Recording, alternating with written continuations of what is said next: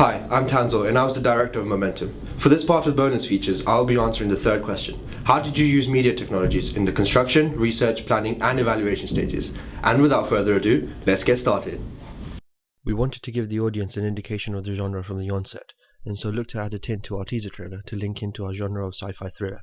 We took the establishing shot of the gherkin and went to the effects panel to the right, clicking on the correction tool and lowering the highlights for saturation and the shadows and highlights for the exposure. What this did was add a sci-fi feel to our teaser trailer, which helped the audience to make a mental connection between our teaser trailer and its genre.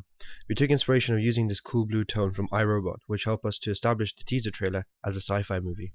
To help establish the fact that we also had a thriller element to our teaser trailer, we looked to darken the image. We did this by lowering the highlights in the exposure tab in order to really bring out the thriller element in our trailer. The reason we did this was because, as we had already established the sci-fi element in our trailer, we wanted to show that we had a different element to it as well, which helped the audience to assume what may be in the actual film as they begin to link conventions of the two genres. We took inspiration from Inception, as the colors in the trailer are dark, which helped to give a mysterious thriller aspect to our trailer as well.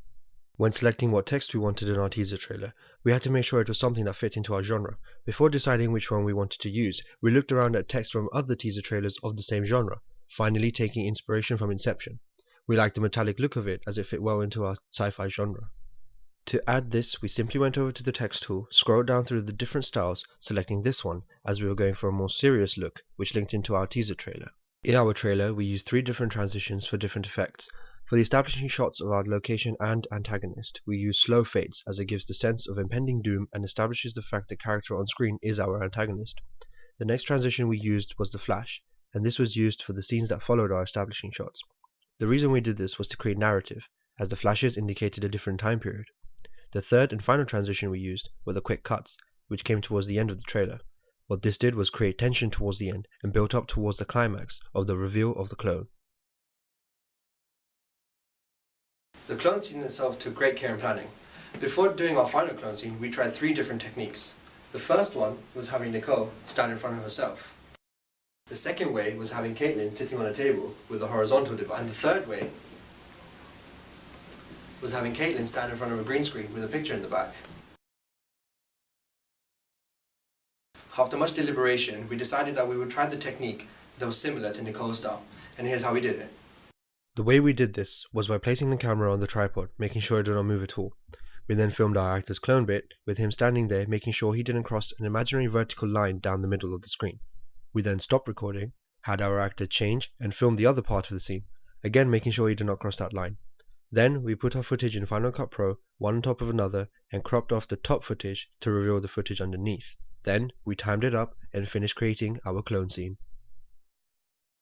For our magazine, we started off with a dark blue background, emphasizing our sci-fi genre. We then added in 2 features, Looper, because it was a film recently released that was similar to our genre, and after doing some research, found out that Blade Runner was having its 30-year anniversary, and so decided to use this, as it was a similar genre to ours. We then added a barcode, a release date, and a price, sticking to the conventions of a magazine cover. Then we clicked the text button and selected the font Impact, as it was bold and really stood out. We double-clicked the layer, changed the color to red, and added a drop shadow, which made it stood out even more. To carry on with the conventions of a magazine cover, we wanted to add a bigger feature that linked into our sci-fi genre. We added a black square, 2 red bars to make it stand out more, and 3 sci-fi films that are coming out in the next couple of years. Then we added text that will explain what's in the actual magazine, and a title that ties in with our genre, making it bold so it would stand out. To give more emphasis to our feature, we added a film strip to the bottom. The image we found was a bit small, and when it was stretched out, looked bad. So we just copied and pasted the strip along the bottom. We then wanted to create a stylish font for our film title, and so typed it up on a separate document using the Alien Encounters font downloaded from dafont.com, and put a metallic texture on top. Then right-clicked on this layer and selected Create Clipping Mask that gave our title a futuristic sci-fi look. Again, we added a drop shadow to make it stand out more. The next thing we did was add a picture of our actor, and so took a picture of him in front of a green screen and selected the magic eraser tool and erased the green from it. This was placed onto our magazine, to which we finally added text that gave an indication as to what the interview with the actor was about. For our poster, we started off with an image of a chessboard with a king in front and the pawns standing behind. Then we desaturated it by going into Image, Adjustments, Hue Saturation. Then we took a picture of Romin in different styles, choosing this one and placing him on a separate layer above the chessboard layer. Then we took the eraser tool and rubbed out Roman's layer, revealing the image underneath. Again, we desaturated Roman's image and lowered the brightness and contrast to enhance the light and the shadows. We then got a star image from Google and placed it at the top, copy-pasting it to give an authentic feel to our poster by giving a rating by both Empire and Total Film. Then we added in the line "from the director of Redemption," which ties in with our magazine as we had the director's name on it. Then, copying the same technique as the magazine, we overlaid the text with a metallic layer and created a clipping mask, giving us our title. The last thing we did was add a building block to the poster, selecting the text and keeping some words small and others big, following the style of a building block.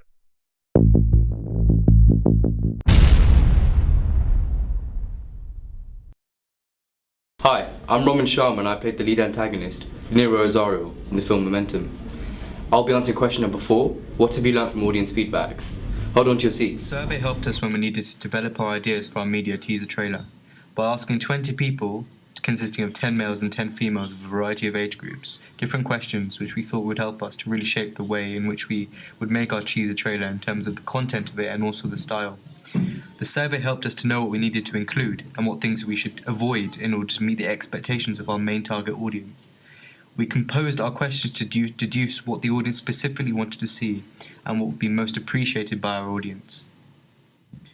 From this question we could see the age group we would be targeting our teaser trailer at would be 15 to 19-year-olds. This helped us to understand what we wanted to show in our teaser trailer, as it had to be suitable for that age group. Additionally, for the rest of our surveys that we conducted, we asked people that fell into this age range, as it gave us a clearer understanding as to what our specific target audience were looking for in the teaser trailer, and therefore what would work most effectively. As we can see here, the two most dominant genres our surveyed group said that they were interested in were sci-fi and thriller. This was very lucky in itself, as the two genres often go hand in hand with one another, which made our job of constructing our idea around these genres a lot easier. The choice of these two genres helped us to think about what direction to take in terms of storyline and what we'd show on screen. This is really important, as it gave us a clear direction in which we should base our trailer on, and could then think of the conventions that make up these genres in order to make our trailer fit these genres that had been chosen. In this question we got a very strong response as to who the surveyed audience would prefer to see in the main role. 75% of our surveyed audience said they would prefer to see a male in the main role. This was especially vital for our teaser trailer, as we did use a male actor, which shows that the feedback was taken into consideration. There was no clear definitive answer to this question. 7 people believed that showing a little amount of the plot was key to a teaser trailer, while 5 people believed that a voiceover made the teaser trailer successful. Also, 4 people believed that music played a big part in making a good teaser trailer.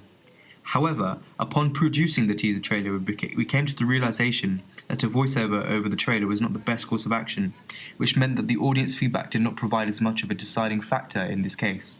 It was very clear from this that our surveyed audience believed that the pace and music played a very important role in creating suspense in a teaser trailer. To make sure ours succeeded in building tension, we did 2 things. Number 1, we varied our edits to make sure that the pace of the teaser trailer increased as it went along. And number 2, we made sure that we chose music which complemented the action on screen through suspense. The music also helped us to build up the action in order for us to reach that suspense and tension, which is reflective in the sci-fi and thriller genres. Through social media, we were able to gain audience views and opinions on our teaser trailer.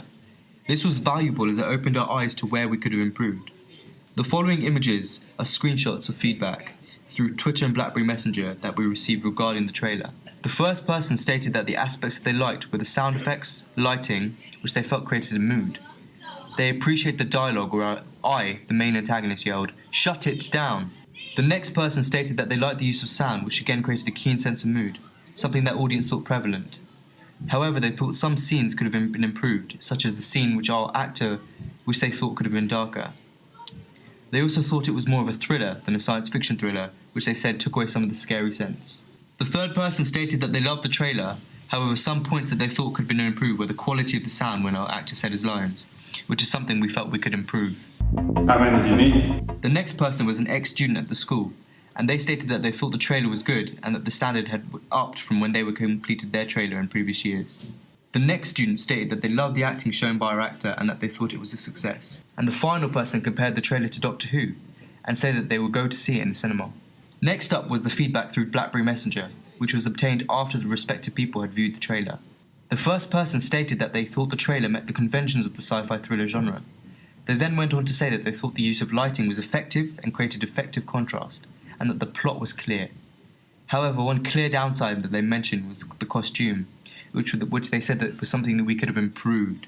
Moving on to the next person, they stated that they liked the music in the background as it built up the tension.